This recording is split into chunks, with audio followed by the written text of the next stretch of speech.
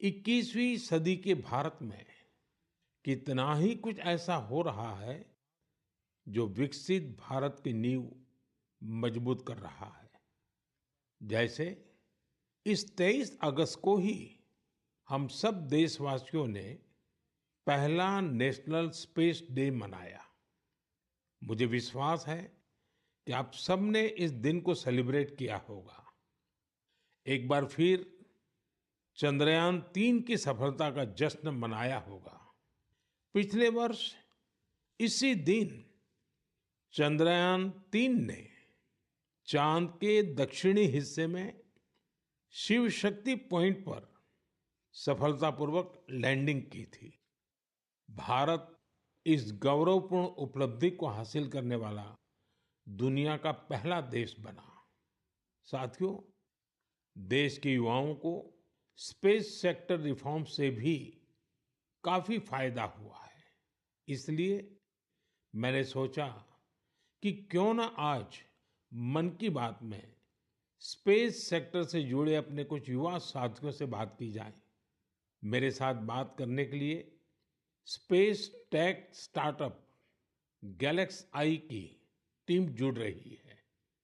इस स्टार्टअप को आईआईटी मद्रास के एलुमनाई ने शुरू किया था। ये सारे नौजवान आज हमारे साथ फोन लाइन पर मौजूद है। सुयश, डेनिल, रक्षित, किशन और प्रणीत। आइए इन युवाओं के अनुभवों को जानते हैं। हेलो। हेलो। हेलो। नमस्ते जी। नमस्कार सर। अच्छा साथियों, मुझे ये देखकर खुशी होती है कि आईआईटी मद्रास के दौरान हुई आपकी दोस्ती आज भी मजबूती से कायम है। यही वजह है कि आपने मिलकर गैलेक्स आई शुरू करने का फैसला किया। और मैं आज जरा उसके विषय में भी जानना चाहता हूँ। इस बारे में बताइए। इसके साथ ही ये भी बताएं कि आपकी टेक्नोलॉजी से देश को कितना लाभ होने वाला है। जी, मेरा नाम सुयश है। हम लोग साथ में, जैसा आपने बोला, सब लोग साथ में आईआईटी मद्रास में मिले। वहीं पर हम लोग सब पढ़ाई कर रहे थे, अलग अलग ईयर्स में थे अपने इंजीनियरिंग के। और उसी वक्त हम लोगों ने सोचा कि एक हाइपरलूप नाम का एक प्रोजेक्ट है जो हम लोग चाहते थे साथ में करेंगे। उसी दौरान हमने एक टीम की शुरुआत की, उसका नाम था आविष्कार हाइपरलूप, जिसको लेकर हम लोग अमेरिका भी गए। उस साल हम एशिया की इकलौती टीम थी जो वहां गई और हमारे देश का जो झंडा है उसको हमने फहराया। और हम टॉप 20 टीम्स में से थे, जो out of around 1500 teams around the world. चलिए, आगे सुनने से पहले इसके लिए तो बधाई दे दूं मैं। बहुत बहुत धन्यवाद आपका। उसी उपलब्धि के दौरान हम लोगों की दोस्ती काफी गहरी हुई और इस तरीके के कठिन प्रोजेक्ट्स और टफ प्रोजेक्ट्स को करने का कॉन्फिडेंस भी आया। और उसी दौरान स्पेसएक्स को देख के और स्पेस में जो आपने जो ओपन अप किया एक प्राइवेटाइजेशन को, जो 2020 में एक लैंडमार्क डिसीजन भी आया, उसको लेकर हम लोग काफी एक्साइटेड थे। और मैं रक्षित को इनवाइट करना चाहूंगा बोलने के लिए कि हम क्या बना रहे हैं और उसका फायदा क्या है। जी, तो मेरा नाम रक्षित है और इस टेक्नोलॉजी से हमको कैसे लाभ होगा मैं इसका उत्तर दूंगा। रक्षित, आप उत्तराखंड में कहाँ से हैं? सर, मैं अल्मोड़ा से हूँ। तो बाल मिठाई वाले हैं आप? जी सर, बाल मिठाई हमारी फेवरेट है। वो हमारा जो लक्ष्य सेन है ना, वो मेरे लिए रेगुलरली बाल मिठाई खिलाता रहता है मुझे। हाँ रक्षित, बताइए। तो हमारी जो ये टेक्नोलॉजी है, ये अंतरिक्ष से बादलों के आर पार देख सकती है और ये रात्रि में भी देख सकती है। तो हम इससे देश के किसी भी कोने के ऊपर रोज एक साफ तस्वीर खींच सकते हैं। और ये जो डेटा हमें आएगा, इसका उपयोग हम दो क्षेत्रों में विकास करने के लिए करेंगे। पहला है भारत को अत्यंत सुरक्षित बनाना।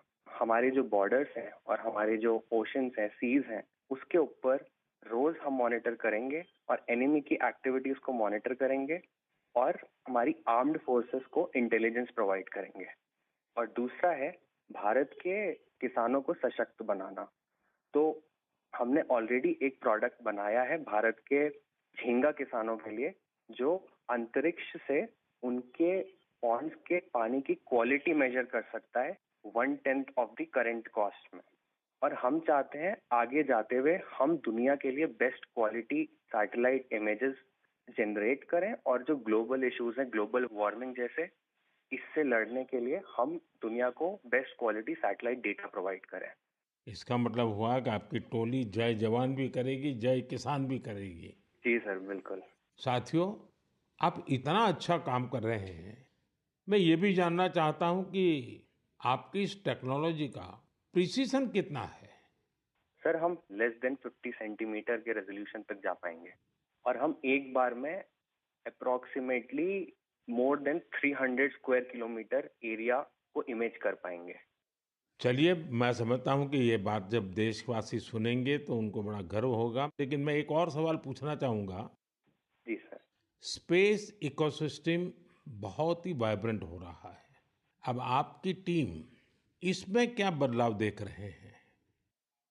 मेरा नाम किशन है। हमने ये गैलेक्साई शुरू होने के बाद से ही हमने इन स्पेस आते हुए देखा है और काफी सारे पॉलिसीज आते हुए देखे हैं, ये जैसे कि geospatial data policy and Indian space policy. और हमने पिछले 3 साल में काफी बदलाव आते हुए देखा है और काफी प्रोसेसेस और काफी इंफ्रास्ट्रक्चर और काफी फैसिलिटीज इसरो के ये अवेलेबल और काफी अच्छे तरीके से हुए हैं। जैसे कि हम इसरो में जाके टेस्टिंग कर सकते हैं हमारे हार्डवेयर का, ये काफी आसान तरीके से अभी हो सकता है। 3 साल पहले वो प्रोसेसेस उतने नहीं थे, और ये काफी हेल्पफुल रहा है हमारे लिए और काफी और स्टार्टअप्स के लिए भी। और रीसेंट एफडीआई पॉलिसीज की वजह से और ये फैसिलिटीज अवेलेबिलिटी की वजह से और स्टार्टअप्स को आने के लिए काफी इंसेंटिव है, और ऐसे स्टार्टअप्स आके काफी इजीली और काफी अच्छे से डेवलपमेंट कर सकते हैं ऐसी फील्ड में जिसमें यूजुअली डेवलपमेंट करना बहुत कॉस्टली और टाइम कंज्यूमिंग रहता है।